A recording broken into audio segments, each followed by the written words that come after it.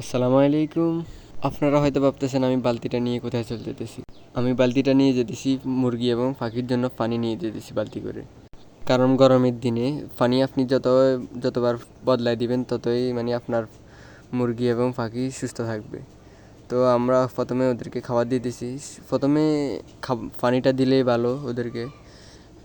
আমরা প্রথমে খাবারটা দিয়ে দিছি, তারপর আগের পানিগুলো ফেলে দিয়ে আমরা পাত্রটাকে সুন্দর করে পরিষ্কার করে নিতেছি। ভালোভাবে পরিষ্কার করে নিলে ওইগুলোর মধ্যে ক্ষতিকারক ভাইরাস বা ছত্রাক থাকতে পারে, তো এগুলো চলে যাবে। তো আমরা পাত্রটাকে সুন্দর করে পরিষ্কার করে নিলাম। তারপর ওটার মধ্যে আমাদের নিচে থেকে আনা পরিষ্কার পানিগুলো দিয়ে দিতেছি। ওদেরকে যত পানি চেঞ্জ করে দিতে পারবেন ততই ওরা মুরগি সুস্থ থাকবে। মুরগি পালেন, পাখি পালেন, সবগুলো সুস্থ থাকবে সবসময়। তো আপনারা সবসময় দেখবেন মুরগি এবং পাখিদের পানি গরমের মধ্যে যতবার চেঞ্জ করতে পারেন ততবার করে দিবেন। তো এখন আমরা চলে আসলাম আমাদের কোয়েল পাখির খাঁচার মধ্যে। দেখতে পাচ্ছেন অনেকগুলো ডিম দিয়েছে ওরা, অনেকগুলা। এদের 15টা কোয়েল পাখি আছে।